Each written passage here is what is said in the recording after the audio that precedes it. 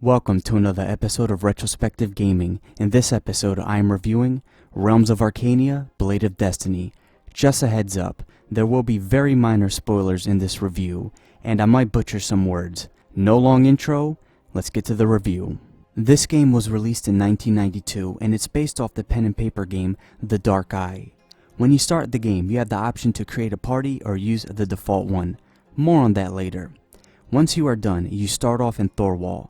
After wandering around, you eventually find your purpose, to find a special weapon, a blade. The land is under threat from orcs, and a brave group of people have to find this weapon and help push back the orcs so everyone can be at peace. And you guessed it, it's up to you to find that blade. And that is how Blade of Destiny starts off. The story is straightforward. There are some bits and pieces there where your choices can have a small effect. For example, if you talk to certain people in a different tone or a certain way, you can get denied a map piece. There are some side quests too, but for the most part your main focus is getting this blade and dealing with the orcs, and I like it. It did what it had to do. I was curious to find out what was so special about that damn blade. The freedom in this game comes from the gameplay more than the story. You are given a task and a small clue and set out to put together a map. Don't take too long though, time is of the essence for several reasons, and if you're like me, you won't have a decent amount of ducats forever. Ducats is this game's currency, by the way, so you have to make your minutes count. So overall, even though I was paying more attention to the game's mechanics and the story, I enjoyed it for what it was. I wish there were more side quests though. It's nothing mind-blowing or spectacular, but it kept me interested, and that's all that matters. Now let's get into the meat of the game. You can create a party, and when you make your characters you have to roll dice to get your stats. You have positive and negative stats, and balancing them out is important. You can't just roll what you want in order to get a certain class. You have to stick to certain limits. For example, if you make one of your positive stats too high, you can't use that class. Same goes for trying to make all your negative stats low. Negative stats will affect you throughout your journey just like your positive ones. For example, Superstition determines your character's magic resistance, so if it's high, magic users can do a lot of damage to you. Since Blade of Destiny's character creation is a bit different from other CRPGs, I'm going to name the negative stats. Superstition, Avarice, Arachnophobia, Violent Temper, Curiosity, and Claustrophobia. Besides playing to your class's strengths, another important key to making your party is balancing out your negative stats. You're going to have to deal with some of them being high, but they aren't equal. Some are more important than others. Superstition and Necrophobia are very important since you will be dealing with a lot of undead and a lot of magic users in this game. I never really dealt with any major consequences due to having high Curiosity or Violent Temper. Might have caused some random things to happen here and there, but I don't remember it, which means it wasn't a big deal to me. There are a bunch of skills to invest in, especially if you have a magic user in your party. Combat, lore, intuition, nature, survival, body and craftsmanship skills. I won't go over all of this since it's a review, but there are a bunch of things to choose from. You want to make a character that can haggle, lie, and pick locks? Go for it. You want to make a character that focuses on finding herbs, curing diseases, and uses a bow? Go for it. It's up to you, but since you can make 6 characters, there are some things that are essential. I absolutely 100% recommend having at least one character that can identify, gather, and use herbs to heal diseases. It's necessary. Survival is also a useful skill. This lets you gather water and food in between destinations when you set up camp. On top of that, you have other skills like climb, body control, swim, danger sense, tactics, and so on. Just a huge variety to choose from. Some are more useful than others, and some are just flat out useless from what I can tell. It's up to you to experiment with it or research the game to find out which works for you. And we ain't even done. We still have spells. This game has a large selection of schools to choose from. Dispel, Domination, Movement, Healing, Transformation, and more. There are plenty of spells to choose from. Some are straightforward, but for a lot of them, you might have to look them up to figure out what they do. For example, instead of light, you have the spell Fiat Lux. It does the same thing, but it's not called a light. This can be confusing to certain players, so I recommend reading a manual or a guide. You have spells that can do damage, can transform you into something, you can scare your enemies, summon things, duplicate yourself, pick locks, spot enchanted items, and more.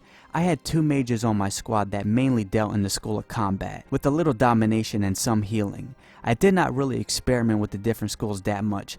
Honestly, just like any other CRPG, some things are more useful than others. With certain things, it depends on which game you are playing.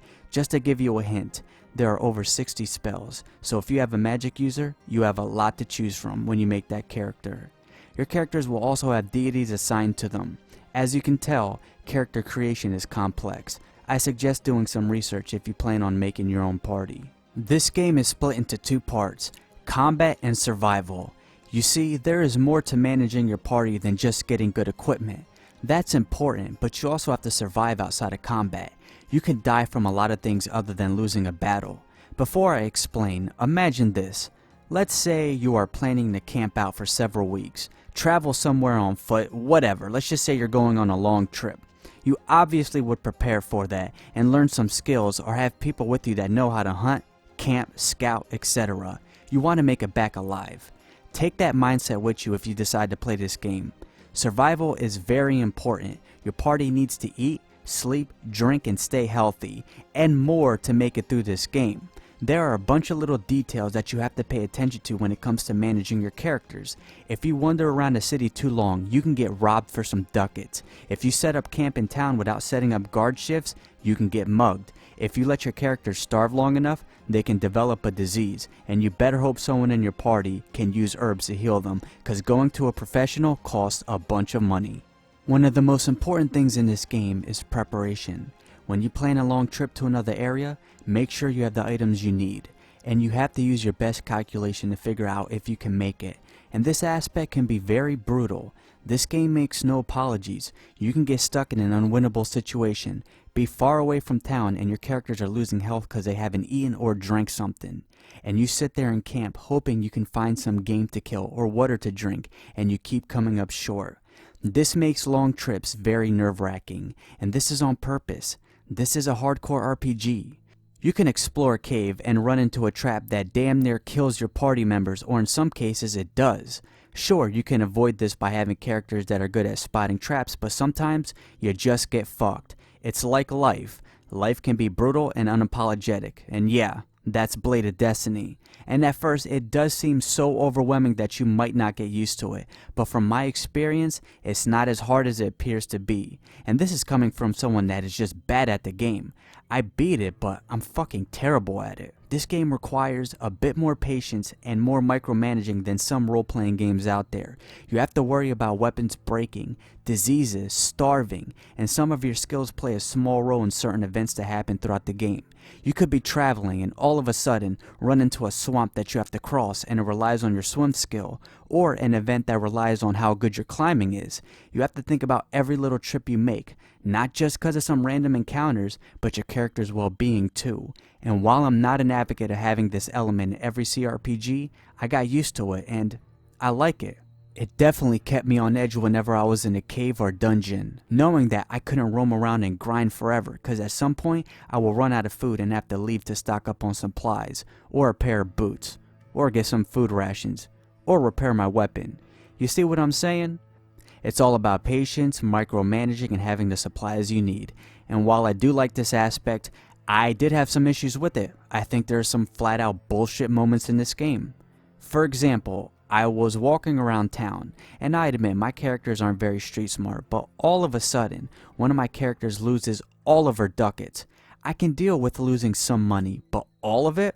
That was like 50 ducats out of fucking nowhere. There was another time where I was trying to get back to this town called Skeleton, and there was a swamp that I had to cross, and that was a big mistake. Now I can admit it, maybe my characters could have been at a higher level and had more skill points invested in survival, climb, or whatever I needed, but I went past this area and I was constantly getting interrupted, and they kept telling me that my characters are losing items, and by the time I made it out of this fucking swamp I lost like 20 good items. I don't know if I can put that as a minor knock against the game, or maybe I shouldn't have went there, but either way I think that's just bullshit and shouldn't be there. I'll just leave it at that, and they could have done a better job making it easier to find stores. A lot of the buildings look the same, so when you enter a town and you're trying to find that one inn or one weapon shop, that one place to buy herbs, it's a pain in the ass, and it makes going through the towns tedious, especially if you enter a place that you didn't know before. Even if you go back to a place you know at like the back of your hand, a lot of the buildings look the same, so you're just wandering around going inside every building to find that spot.